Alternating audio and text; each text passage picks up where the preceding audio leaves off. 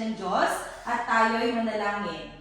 Tumayo tayo at pumikit at tayo'y manalangin.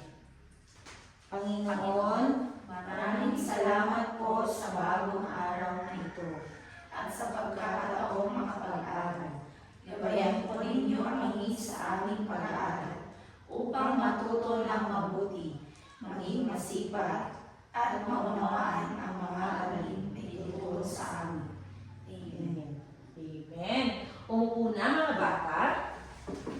At bago tayo mag-umpisa sa ating aralin, tayo ay magtatala muna kung sino ang dumalo at lumiban sa klase ngayon. Tingnan nga ninyo ang inyong katabi mga bata kung sino ang lumiban sa klase ngayon. Mayroon ba mga bata? Teacher, O, Melanie. si Kenneth po wala. O, bakit kayo wala si Kenneth? May nakakaalam ba sa inyo? Sinabi niya po sa akin, teacher, kung may sakit daw po siya. Ay, oo nga pala. Kapitbahay mo pala si Edo. Okay, so, si Kenneth Edo lang yung absent ngayon. Okay. Ngayon naman, bago tayo mag-umpisa, atin namang alamin ang mga tuntunin sa ating silid-aralan. Upang mas maging maayos at organisado ang ating talakayan, tandaan ang mga sumusunod na dapat gawin bago tayo magsimula. Una, tumahimik. Pangalawa, makinig. Pangatlo, manood. At pang-apat, ilagay ang kamay sa ibabaw ng mesa. Maaari niyo bang gawin mga bata? Yes. Magaling. So ngayon, babalikan muna natin ang ating napag-aralan Ang kahapon. gulo-gulo ni Jillian. Jillian, maaari bang ilagay lang yung kamay mo dyan sa ibabaw ng iyong mesa? Yes, ma'am. O, pwede, handa ka na bang makinig? Opo, ma'am. Oh, mabait pala si Jillian. So ngayon, naaalala niyo pa ba ang ating napag-aralan kahapon? Yes, teacher. Okay, tingnan ko nga kung naaalala niyo pa ba dahil mayroon akong inihanda na inyong gagawin. Ito ay tama o iba. Ano kaya ang gagawin niyo dyan? Itaas ang kamay kung ang kahulugan ay literal o tuwiran. Itaas ang thumbs up kung ito ay may ibang kahulugan o may ipinapahiwatig. Tignan ko nga kung ano ang itataas nyo kung literal o tuwiran ang pangungusap. Magaling, itaas ang kamay. Kung ito ay may ibang ipinapahiwatig naman. Okay, magaling. Naiintindihan nga ninyo. Number 1, maaari nyo bang basahin? Ang puso niya ay bato. Ang puso niya ay bato. Ano kaya yung magiging sagot? Ay, magaling. O, sino pa? Sino pa? Teacher. Tama ba yung sagot niya? Ulitin ko, si Jillian yung nagtaas ng kamay. O, yun yung pag may literal na kahulugan. Kayong tatlo, ano naman yung sagot ninyo? Kamay, di teacher. Kamay. Balikan nga natin. O, itaas ang kamay kung ito ay may tuwirang kahulugan o literal at thumbs up kung may ibang ipinapahiwati. O, ulitin nga ninyong basahin. Ang puso niya ay bato. O, ang puso niya ay bato. Totoo kayang ang puso ay bato? Ay, tama. So, si Janine lang yung nakakaalala sa ating aralin kahapon. O mayroon pa ako ditong 4. So, tama yung sagot niya. Thumbs up kasi mayroon itong ibang ipinapahiwatig. Nakakita na ba kayo ng puso na bato? Wala pa, di ba? So, ang puso, anong literal na kahulugan ng puso? Ito ay bahagi ng katawan. Magaling. Ano naman pala ninyo? Number 2. Basahin nga ninyo, mga bata. Ang aso ay hayop. Ang aso ay hayop.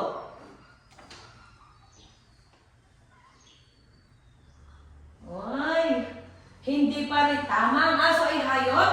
Ito ay may literal na kahulugan. Hindi pa rin naiintindihan ni Jillian pala.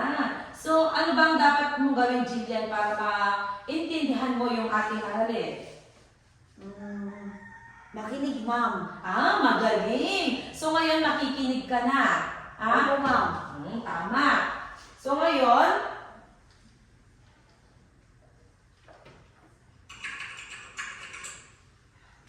mayroon ako ditong inihandang ironic poster. Mayroon akong ipapakita sa inyo poster na mayroong pahayag. Maaari niyo bang basahin ang pahayag na nakasulat? Napakatuyo ng mga langit namin. Tuyo na kami, sabi no? Damit. Ano mapapansin ninyo sa larawang nakapaskil? Ma'am, nabasa ulit. Ayun, tama si Jillian, nabasa. Bakit kaya na sinabing napakatuyo? Teacher, bakit po sinabi niyang tuyo na kami? Basta yun. Oo nga, yun yung ating pag-aaralan. Ngayon, magaling at nakita ninyo ang mga, ano yung nakikita ninyo? Damit. Mga damit na basang-basa, pero ang sinasabi sa pahayag ay tuyo. So, nakita nyo na ang nangyayari dyan ay Hindi tama ang ibinigay na kahulugan. ang ibinigay na kahulugan. O di naman kaya, ito ay kabaligtaran sa totoong nangyayari dyan sa pahayag na yan. O dyan sa larawan na yan. O mayroon pa akong isa dito. Maaari ninyong basahin? Napakalinis dito. Malinis na dito, sabi na naman. Ano nakikita nyo? Malinis ba talaga? Marumi na. Yun, marumi. Maraming kalat. So, tama nga na yan ay kabaligtaran ng totoong nangyayari. So, ito ay ating pag-aaralan ngayong araw kung bakit ganyan yung sinasabi sa pahayag, kabaligtaran naman ang sinasabi sa larawan. Handa na ba kayong makinig? Yes, po, teacher. Bago tayo magtungo sa ating talakayan, mayroon muna tayong gagawin na pinamagatang basahin mo, hulaan mo. Basahin nga mga bata. Napakabait mo talaga. Kahit wala kang ginagawa. Napakabait mo talaga kahit wala kang ginagawa. Ano yung nakikita ninyo sa larawan maliban sa pahayag na binigay? Teacher, Nani? ang nakikita ko po sa larawan ay mayroon natutulog, teacher.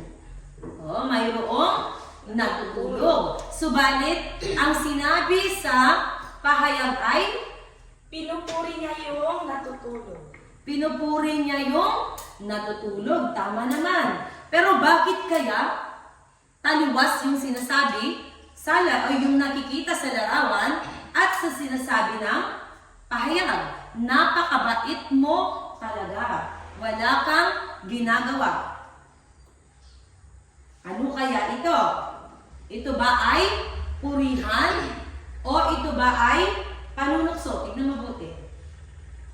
Melanie. Dahil po siya ay natutulog at pinupurihan niya yung bata, ibig sabihin yan po ay panunukso, teacher.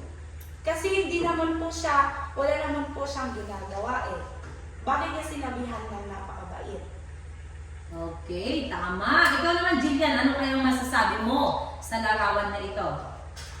Ma'am, natutulog yung bata. Bakit sinabi niyang mabait? Hindi naman mabait yun kasi natutulog. Tama. So, ano ito para sa'yo? Purihan o panunukso? Panunukso, ma'am. Magaling. Maaari ka nang umupo, Jillian. Magaling mga bata. Naintindihan nyo nga ang sinasabi ng pahayag. Tama yung sinabi ninyo na ito ay panunukso. Ngunit ito ay tama rin na pinupuri niya ito Ngunit hindi tama yung pagpuri. Melanie. Pinupuri niya po ito, ngunit hindi po akma yung pinagpuri niya sa kanya. Ginamit din niya yung papuri para hindi naman masyadong masakit yung pagkakasabi o yung dating nito sa kanyang pinagsasabihan. Tama ba mga bata? Yes, teacher. Ngayon naman, mayroon ba sa mga halimbawa na binigay ko, sa mga larawan na pinakita ko, mayroon na ba kayong ideya kung ano yung magiging aralin natin ngayong araw, mga bata? Yes, Janine? Sa tingin ko, teacher, ang pag-aaralan natin ngayon ay tungkol sa kabaliktaran ng totoong nangyayari.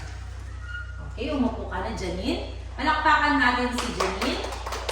Makikita natin mamaya kung tunay ba na ito yung ating pag-aaralan. Pero kung ang pagbabasehan natin ay yung mga larawan na pinapakita ko, yung mga pahayag na ibinigay ko, maaaring ito nga ay pag-aaralan natin ang tungkol sa kabaligtaran ng tunay na nangyayari. So, eto na ang ating pag-aaralan ngayong araw. Ang tungkol sa kabalintunaan. Narinig nyo na ba ang kabalintunaan, mga bata? Hindi Hindi ma. po, teacher. Hindi nyo pa ito narinig? O ito ba ay baka mas Jillian, ilagay mo muna dyan sa table mo yan. Okay. Ito rin, handa na pang makinig. Ano ba yung sabi natin kanina? Ilagay ang kamay sa ibabaw ng mesa, makinig, at manood. So ngayon, baka mas familiar sa inyo ang figure of speech. Narinig nyo na ba, mga bata? Yes, po. Tama. So ang figure of speech, ito ay, ano sa Filipino? Tayutay. Tama, magaling. Ito ay tayutay. Napag-aralan nyo na din nung grade 4 kayo yan, di ba? Yes. Oo. So, ang kabalintunaan o irony bilang isang anyo ng tayutay ay ginagamit upang pukawin ang atensyon, magpatawa o ipahiwatig ang tunay na damdamin sa ibang paraan. Isa ito sa mga malikhaing paraan ng paggamit ng wika at masaya itong pag-aralan. So, ang ating tatalakayin ngayong araw ay tungkol sa denotasyon, konotasyon, at kabalintunaan. Dito muna tayo sa denotasyon. Maaari ba ninyong basahin kung ano ang denotasyon? Ang mga salita ay may literal na kahulugan na tinatawag na denotasyon. Ito ang direktang kahulugan mula sa diksyonaryo. Tama. Gaya nga ng sinabi ko kanina, ang literal na kahulugan ay ang tunay na kahulugan nito o ang direktang kahulugan mula sa diksyonaryo. Naiintindihan, mga bata? Yes, teacher. So, pag-aaralan pa natin ang konotasyon bago tayo magbigay ng mga halimbawa. Ngunit may mga pagkakataon na ginagamit ang salita upang magpahiwatig ng damdamin o ideya. Ito naman ang tinatawag na konotasyon. O may ibang ipinapahiwatig, o di naman kaya may mas malalim na kahulugan. Narito ang mga halimbawa ng denotasyon at konotasyon. Basahin na ang halimbawa ng denotasyon. Ang rosas ay isang uri ng bulaklak na may tinik. Okay, ang rosas ay isang uri ng bulaklak na may tinik. Tama ba ito? Yes. Ito ba ay literal na kahulugan? Yes, teacher. Oo, kasi ang rosas ay isang bulaklak na may tinik. Sino ngayon sa inyo ang makakapagbigay ngayon ng halimbawa ng denotasyon? Jillian. Ma'am. Sinong gustong tumulong kay Jillian? Melanie. Ang pusa ay isang hayop. Magaling. Ang pusa ay isang hayop. At saka ngayon naman, naiintindihan na ninyo yung denotasyon? Yes. Ang aso ay isang hayop na tumatahol. Parang ganon. Naiintindihan na? Yes, teacher. naman, halimbawa ng konotasyon. Basahin niya, April. Ang rosas ay sagisag ng pag-ibig. O ang rosas ay sagisag ng pag-ibig. Bakit kaya niya ito sinabing sagisag daw ng pag-ibig ang rosas? Ay, Jillian! Ang rosas ay kulay red. Ma'am. Kulay red. At bakit naman ito sinabi mong sagisag na ng pag-ibig? Kasi yung mama ko, yung papa ko ma'am, binibigyan niya ng rosas kapag Valentine's. Ay, magaling! Tama! Nagbibigay ng rosas yung mga papa ninyo, yung mga boyfriend ng mga kapatid ninyo, di ba? O hindi lang yun, nagbibigay din sila sa mga special occasion, di ba? Gaya ng birthday, ano ba, kasal, o lahat ng special na okasyon. Teacher, pag Teacher's Day pa po. Ay, oo nga pala. Hindi ko na makalimutan. Thank you, Melanie. Oo. Di ba nagbibigay din kayo ng mga roses kapag Teacher's Day? Kaya ito sinabing sagisag ng pag-ibig. Tama. O, sino pa makapagbibigay ng isa? Isang halimbawa. O, ang puso, ako na lang. Ang puso niya ay parang bato. Bakit kaya niya sinabing parang bato? Mayroon ba kang ideya? O, Melanie. Siguro po yung sinabi niya ang puso ay parang bato dahil yung bato ay walang nararamdaman. Oh, magaling. Tama. Yung puso, ay yung sinabi niya na parang bato, yung kanyang puso, wala siyang nararamdaman o wala siyang pakialam. Kahit nasasaktan ka na, kahit iyak ka ng iyak, wala pa rin siyang pakialam. Magaling. So, lubos na rin yung naiintindihan ng denotasyon at konotasyon? Opo, ma'am. Oo, base naman sa inyong mga pagsagot ay naiintindihan naman na ninyo. Kaya ngayon, pag-aaralan na natin ang kabalintunaan. O ano kaya ang kabalintunaan? O ito ay uri ng tayutay. Kabalintunaan o ito ang tinatawag nating ironya. O ito ay kapag ang sinasabi ay kabaligtaran ng totoo o inaasahan. Madalas itong ginagamit upang mangutya, magpahiwatig sa mas masining na paraan. O tama ba yung sinabi ni Janine kanina na ideya niya kung ano ang ating magiging aralin? Yes, Tama!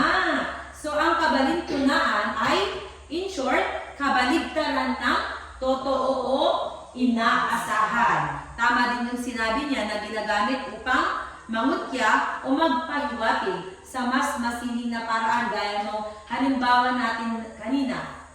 Napakabait mo talaga. Kahit wala ka namang ginagawa. O yun, ginamit niya pangungutya pero sa mas masining na paraan, gaya ng sinabi ko, hindi masyadong masakit pakinggan.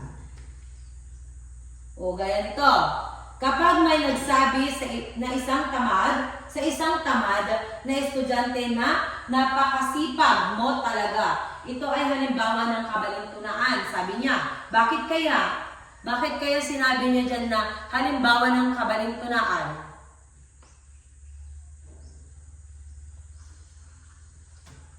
O, baka may gustong ibang kamay na sumagot. O, April, Dahil naburi po siya. dahil, May pagkukuring na gano'n, nasabi. dahil may pagtuturing na sabi, ano ba sinong gustong tumulong kay April? Janine. Dahil kabaliktaran ito ng totoong ipinapahiwatig ng kanyang Sinasabi. sinasabi. Magaling. Tama. Mayroong paturing nangyari, pero sa paraan na iyon ay pangungutya. At tama ang sinabi ni Janine na kabaligtaran ito ng tunay na sinasabi o ipinapahiwatig ng pahayag. Kasi ang sabi dyan, isang tamad. Pero sa huli, napakasipag mo ang sinabi niya. Tama. Yun yung sinasabi natin o tinatawag natin kabalintunaan. Kabaligtaran ng totoong nangyari o inaasahan. O ngayon, mayroon ako dito upang mas maintindihan ninyo. Mayroon ako dito halimbawa mula sa exemplar. O maaaring basahin. Napakabango ng kalsadang nilalakaran mo. O napakabango ng kalsadang nilalakaran mo. Ano kaya ang tunay na ipinapahiwatig ng larawan na iyan? O Jillian! Maraming basura. O maraming basura. Ano pa? Sinabing napakabango para pag tinitignan ko yung nasa larawan, teacher, parang ang bango dyan. Tama, magaling mga bata. Sinabi niyang napakabango, ngunit Mabaho. mabaho talaga yung Maraming lugar na basura. yun kasi maraming mga Kalat. kalat o mga basura. Tama mga bata. O, mayroon pa akong isa dito. O, basahin mga bata. Napakabilis mong magtrabaho. Isang pag-uusap sa loob ng isang oras. O, napakabilis mo magtrabaho. Isang pang-uusap sa loob ng isang oras. Tama kaya ito? Ito kaya ay papuri o pang-iinsulto? Pang-iinsulto. Janine? Ito ay isang pang-iinsulto, teacher. Tama nga naman, magaling. Ito ay isang pang-iinsulto sapagkat isang oras at isang pangungusap lang. Tama ba yon? Opo, teacher. Ang tagal niya po. Oo, tama. Isang Matagal oras sa kasi siya. isang oras. Tama. Matagal siyang gumawa o mabagal siyang magtrabaho. So ngayon naman mga bata, mayroon pa ako dito aktibidad na ibibigay sa inyo upang tunay na malaman ko kung naintindihan na ninyo ang ating aralin. O narito ang mga gabay na tanong. Ilan sa mga ito ang may tahasang kahulugan? At ilan ang may kabalintunaan? Ang inyong gagawin lang ay babasahin ang mga ibibigay kong pangungusap o pahayag at bibilangin nyo kung ilan yung may tahasang kahulugan at ilan ang may kabalintunaan. Oh, number 1, basahin ninyo lahat. Ang kanyang puso ay bato. 2, Ang bag ay kulay rosas. Julian, anak, di ba sabi ko sa'yo, isauli mo yan. Sauli mo yan, anak. Julian.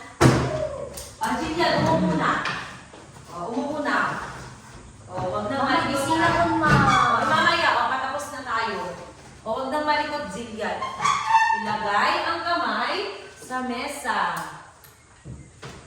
Ready na? Yan, ma'am. Gusto mo bang kumain o hindi? Opo, ma'am. So magiging mabait ka na ba? Mabait na ako, ma'am.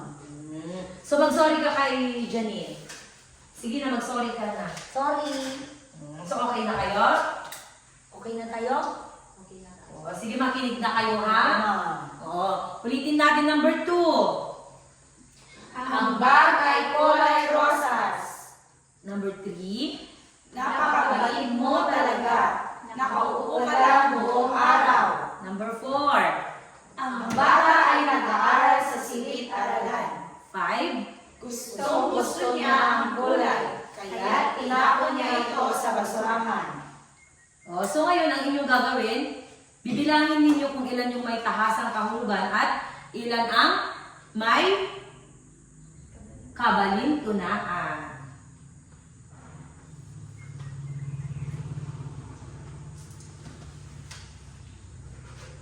Ayun.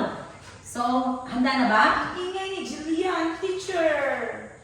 Ikaw, tapos ka na ba? Gutom na ako, ma'am. Oo, mamaya. Gusto mo bang Opo, magpalito ma'am. o hindi? Mabait na ako, ma'am. Oo. So, ilan yung may tahasang kahulugan? 2, teacher. Ilan? Dalawa. At ilan yung may kabalintunaan? 3, teacher. Parang hindi na naman alam ni Jillian dyan kasi hindi naman siya nakikinig. Gusto mo bang maiwan, Jillian? So, magiging mabait ka na, ha? Opo, ma'am. O, tignan natin kung tama ba yung sagot ninyo. Ayun, ano yan? Number 2. Ang Ang bag ay kulay rosas. Ano yan? May tahasang kahulugan ba o kabalintunaan? Hasang kahulugan. Magaling, ito ay may tahasang kahulugan. At yan din, number 4. Ang bata ay nag-aaral sa silid-aralan. O, yan ay may roong tahasang kahulugan. Tama, magaling. Tama yung sinabi ninyo kanina na mayroon diyang 2 tahasang kahulugan at 3 kabalintunaan. So ngayon naman, ipapahanay ninyo ang pangungusap sa 2 kolom. Mayroong 2 kolom at ito ay ang denotasyon at konotasyon. Ang inyong gagawin lang, sasabihin kung ito ay denotasyon o konotasyon. Number 1. Basahin, mga bata. Ang aso ay tumahol. O, ang aso ay tumahol. Ano kaya yan? O, ano yung sagot ninyo? Denotasyon. Magaling. Ito ay denotasyon. Number 2. Napakasipag mong bata, wala ka pa rin nagawa. O, ano yung sagot ninyo dyan? Konotasyon. Magaling. Ito ay konotasyon o kabalintunaan. At yung pangatlo, Ang bulaklak ay mabango. ang bulaklak ay mabango. Denotasyon. Ito ay denotasyon. Pang-apat, Ang linis-linis ng kwarto mo, punong-puno ng basura. at ito ay Konotasyon. konotasyon. Magaling. Palakpakan ng inyong mga sarili. Palakpakan ng inyong mga sarili. Tama, magaling. Tunay na yan po nananakit. Oh, yung sarili mo ganyan lang, Jillian. O, palakpakan ng iyong sarili. Ano? Ay, hindi. Yung sarili mo lang. Ganyan. So, tunay nang naiintindihan na ninyo. Sino ang gusto maglaro ngayon? Teacher. Ay, gusto ninyong lahat maglaro. Mayroon ako ditong inihandang laro. At ito ay, tinatawag ko, Spot the Irony. Handa na ba mga bata? Yes, teacher. Excited na ba? Opo, ma'am. Ah. Theory. Ayun, anong nakikita niyo mga bata? Theory. Isa siyang fairy. Kaya itong laro ito ay tinawag kong Eerie Fairy. So, basahin ang panuto. Basahin ang pangungusap. I-click ang tamang kahulugan ng salitang may kabalintunaan. Okay. Ang inyong gagawin lang ay i-click dito kung nasaan yung sagot ninyo. Number 1. Sino? Basahin muna ninyong lahat. Wow! Ang sipag mo! Wala ka namang ginawa. Ano ang kulay na ibig sabihin? Basahin pa yung choices kapag pipili ka. Masipag siya. B. Wala siyang ginawa. C. Nagtatrabaho. Sino ang gusto mong sumagot? O, April.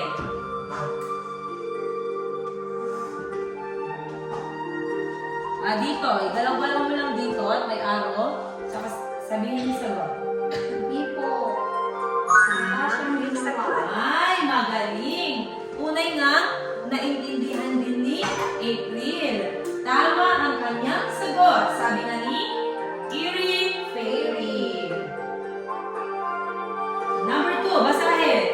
Ang magaling mo talaga. Lahat ng maling sagot nakuha mo. Ano ang kahulugan ng sinabi? A. Marunong siya. B. Lahat mali. C. Hindi siya sumagot. Sino gusto sumagot? Ay, si Jillian naman daw yung sasagot ngayon.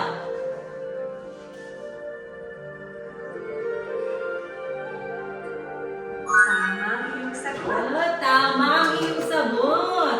Magaling na nakinig na kasi si Jillian. Palakpakan natin si April at Jillian. Pangatlo. Napakalinis ng kwarto mo. May kalat sa bawat sulok.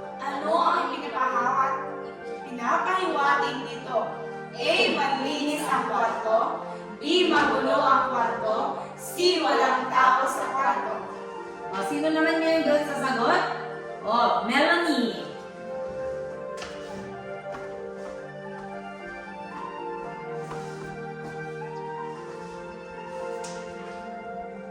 Tama yung sagot. Tama ang iyong sagot.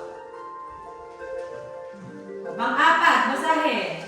Napakaaga mong dumating. Recess na. Ano ang ibig sabihin? A. Maaga siyang dumating. B. Nauli siya sa klase. C. Maaga siyang umalis. O, sino naman sasagot ngayon? O, si Janine naman yung sasagot ngayon.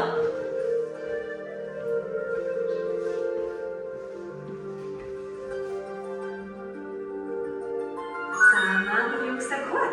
Tama, mukhang naiintindihan na ninyo. O, mayroon pa tayo ditong huling katanungan. O, basahin na.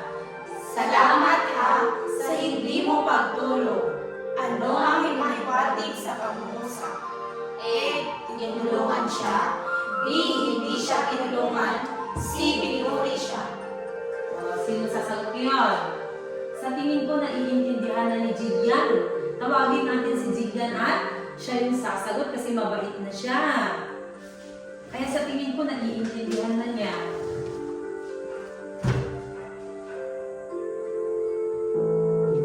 Ay, sino ang tutulong kay Jillian?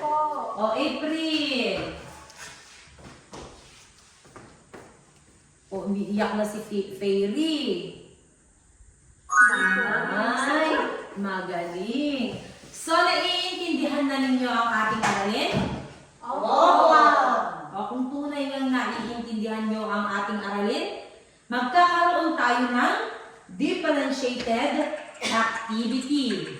O, nagustuhan nyo ba ang ating laro, mga bata? Opo! So, dito, mas makikita ko kung tunay ngang naintindihan nyo ang ating aralin. Mayroon ako ditong ibibigay sa inyo na dalawang activity at pagtutulungan ng dalawang magkapares.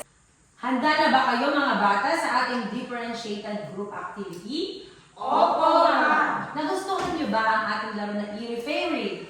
Yes, ma'am. So ngayon sa base sa inyong performance kanina, tunay nang naintindihan ninyo ang ating aralin na kabalin-tunaan. So ngayon, bibigyan ko kayo ng dalawang differentiated activities na pagtutulungan ng dalawang grupo. Mayroong dalawang magkapares sa isang grupo. At ito ay ibibigay ko sa Group 1. Group 1, ang grupo ni Jillian at April. At ang Group 2, ang grupo ni Melanie at Janine. So baka pwedeng maghiwalay si Melanie at Janine. Dito si Janine at si April doon. Oh, magaling.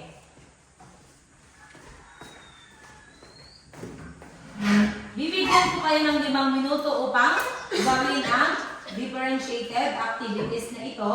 At mayroon din tayong rubric sa gawain na ito.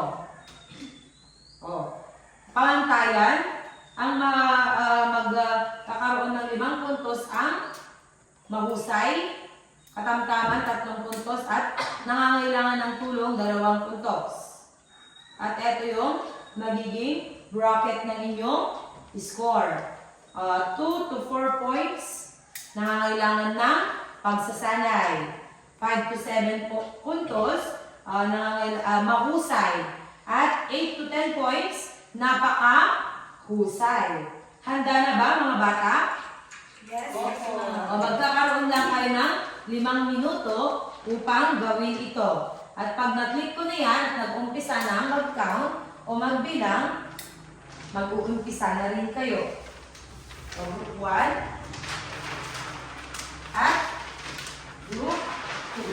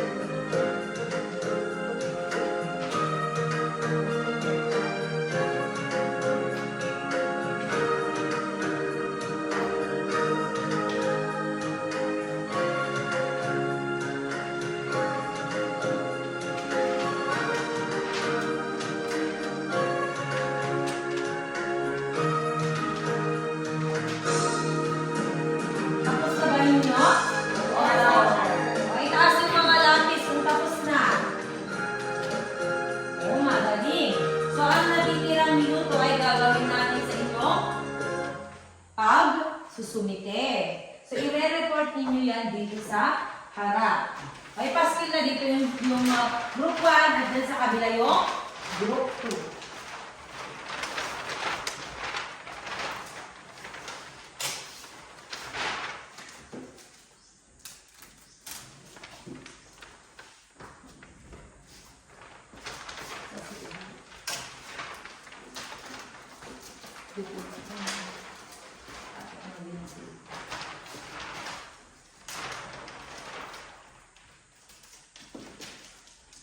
O, at mauuna na si Jillian at si Janine.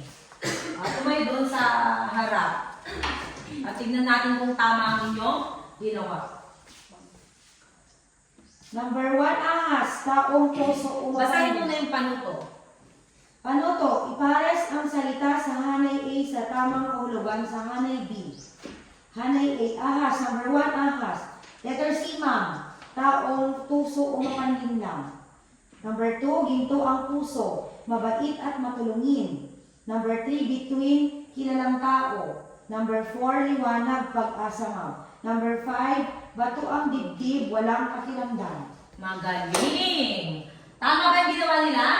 Yes po. O, palakpakan natin si Janine at Jillian. Ang sunod naman ang group 2, ang grupo ni Melanie at April. Ito po ang aming ginawa. Basahin ang mga pangungusap, isulat ang bilang nito sa tamang kahon. Number 1, napakabilis mo kaya lagi kang nahuli. Kaya ilalagay namin ito sa ironia. Oh. Number 2, malinis ang silid-aralan. Ang number 2 ay linagay namin sa fa. Tama. Sa number 3 naman, ang galing mo talaga. Lahat mali ang sagot mo. Kaya nilagay namin dito sa ironia. Number 4, umiinom siya ng tubig kapag nauuhaw. Linagay namin sa fa. Number 5, napakabango ng estero sa aming lugar. Kaya ilalagay namin ito sa ironia. Tama ba ang ginawa nila? Group 1? Opo. Magaling! Palakpakan din natin ang grupo ni Melanie at April. Tunay ngang naiintindihan na ninyo ang ating aralin, mga bata. So ngayon naman, titignan ko kung tunay ngang alam na ninyo o mayroon na kayong mastery sa ating napag-aralan ngayong araw sa dami ng ating mga halimbawa. So, ano ang ating pinag-aralan ngayong araw? Ano yung pinag-aralan natin ngayong araw? Oo, magaling si Jillian. Pero pag sumasagot, tumayo. Kabaling tunaan, ma'am. Magaling. Kabalin, tunaan. Ano pa? O, April. Tayo, ma'am. O, tayutay. Ano pa? Janine. Konotasyon at denotasyon. Magaling. Konotasyon at denotasyon. Sino makapagbibigay ngayon ng halimbawa ng denotasyon? O, Melanie. Ang halimbawa po ng denotasyon o tinatawag natin na literal ay ang aso ay tumataho. Magaling. Ang aso ay tumatahol. Sino naman makapagbibigay ng halimbawa ng konotasyon? April. Ang rosas ay sagisag ng pag-ibig. Oo, magaling. Ang rosas ay sagisag ng pag-ibig. Sino naman ngayon ang makapagbibigay ng halimbawa ng kabalintunaan, mga bata? O, Melanie. Napakabilis mo kaya lagi kang nahuli. Tama, napakabilis mo, kaya lagi kang nahuli. Sino ba makapagbibigay? Janine. Napakabilis mong magsulat. Natapos mo ito ng 1 oras. Tama, napakabilis mo magsulat. Natapos mo ito ng 1 oras. Tama, tunay ngang naiintindihan na ninyo. So ngayon, handa na ba kayo sa isang pagsusulit? Opo. So ngayon, bibigyan ko kayo ng pagsusulit. Ang inyong gagawin ay pipiliin lamang ninyo ang tamang sagot, bibilugan ninyo ang letra ng wastong sagot.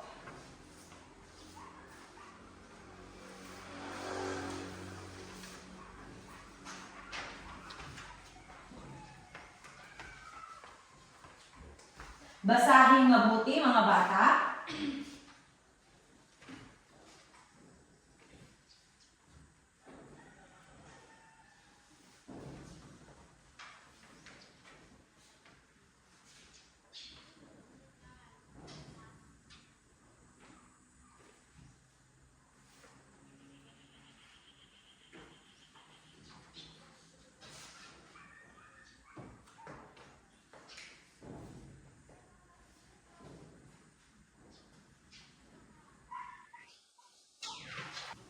Teacher, tapos ko na po, teacher. Oo, antayin mo yung mga kasama mo. Tapos ko na rin po. Oo, tapos na nilang lahat. So ngayon, i-check na natin yan. Magpalit kayo ng katabi mo. O, basahin. Ang linis sa mga pangungusap ang nagpapakita ng kabalintunaan. Mamsi, Hindi niyo pa nabasa yung mga pagpipilian. malinis ang silid ni Ana. B, ang aso ay hayop. C, ang sipag mo talaga. Buong araw kang natulog. D, umalis siya ng maaga. Nasaan yung kabalintunaan dyan? Si! Ay, tama! Sino nakakuha sa inyo? Number 2. Ano ang ipinakahiwatig ng pahayag? Ang galing mo, lahat ng maling sagot nakuha mo. A, marunong ang kausap. B, lahat ay tama. C, lahat ay mali. D, walang sagot. O, tama ba yung sagot ninyo? Lahat ay mali. Number 3. Malinis sa mga kausap ang wasto halimbawa ng kabalintunaan. A, masaya ang bata sa paaralan. B, ang linis ng bakuran namin. C, napakaaga mong dumating, uwian na. D, kumain siya ng tanghalian. Letter C, ma'am. Tignan natin. C. Ay, tama. Ang sagot ay letter C. At number 4. Alin ang tamang pangungusap na nagpapakita ng kabalintunaan? A, ang bata ay nag-aaral ng mabuti. B, mainit ang panahon ngayon. C, napakabago ng kalsada, amoy basura. D, tahimik ang silid-aralan. C, ma'am. C! Tama, letter C. Number 5. Alin sa mga susunod ang nagpapakita ng kasiyahan sa paggamit ng malikhaing wika? A, gumamit ng kabalintunaan sa pangusap upang magpatawa. B, umiwas sa paggamit ng tayutay. C, gumamit lamang ng literal na salita. D, hindi sumali sa talakayan. Ano yung sagot ninyo? A! Ang sagot ninyo ay A, tama. O, nandito na tayo sa gawain ko natin. Basahin ang bawat pangungusap. Isulat ang oo kung ito ay halimbawa ng kabalintunaan at hindi kung hindi. Number 6. nasa gitna siya ng maraming tao, ngunit pakiramdam niya ay nag-iisa. O, kabalintunaan ba yan o hindi? Oo. Tama. O, number 7. Umuulan ng malakas kaya nabasa ang halaman. Umuulan ng malakas kaya nabasa ang mga halaman. Hindi! Oy, magaling. Number 8. Sa kanyang pagkatalo, natutunan niya ang tunay na tagumpay. Nasagot niyo dito? Hindi. Ay, mali ang inyong sagot. Sa kanyang pagkatalo, natutunan niya ang tunay na tagumpay. Nanalo siya, then natutunan niya daw yung tunay na tagumpay. Kaya kabaligtaran pa rin. 9. Tahimik ang paligid, ngunit maingay ang kanyang isipan. Oo! Number 10. Masarap ang hinog na mangga. Hindi! Sinong nakakuha sa inyo ng 10?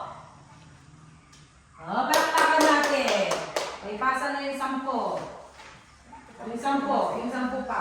May 10 Teacher, pa. yung papel ko po. Ayan pala yung 10. Oo nga pala. At saka yung siya. Ay, very good. Magaling mga bata. So, dito nagtatapos ang ating talakayan at kopyahin na ang inyong takdang aralin. Gawain sa bahay.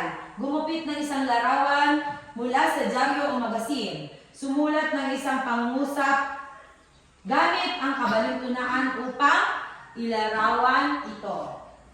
Teacher, notebook. Yes, sa inyong notebook. Tapos na?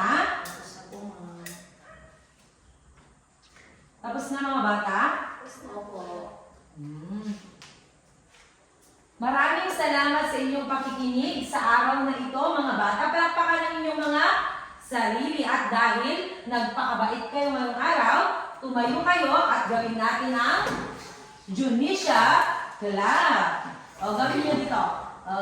Tularan nyo lang si teacher. 1, 2, 3. 1, 2, 3. Very good, very good. O, gawin natin lahat. Okay, 1, 2, 3, go. 1, 2, 3. 1, 2, 3. Very good, very good. O, palakpakan na ang inyong mga sarili mga bata. Paalam! Paalam at maraming salamat po, Pinipining Tatson. Congratulations, Ma'am Elsie. So, job well done. Pakabonsay. So, you started with your demonstration with preliminaries, and then prayer, checking of attendance. So, maganda yon. So, your topic is kabalintunaan or irony. Yes, ma'am. So, ang nakita ko lang is kailangan alamin kung saan o kailan pwedeng sumagot ang mga batting chorus. Di ba kanina? Nakita natin na sabay-sabay silang sumagot. Ang integrasyon ng iba't ibang asignatura ay nakikita sa paksang itinuturo ng guro. So, magaling yun. Nakikita sa lahat ng mga topics mo. Yes. Ang nakita ko pa sa yung PowerPoint presentation is balance dapat ang nilalaman ng PPT, sa text, size, mga kulay, yung lamang. At ang iyong demonstration ay isang makabuluhang pagkakalakay sapagkat gumamit ka ng isang interaktibong PPT. So, magaling, maganda yung PPT.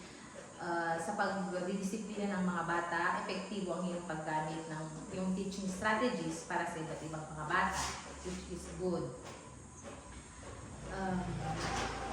Nakulangan lang ako sa paggamit ng ICT tools sa katulad ng hyperlink para mas makapag-engage ang mga bata.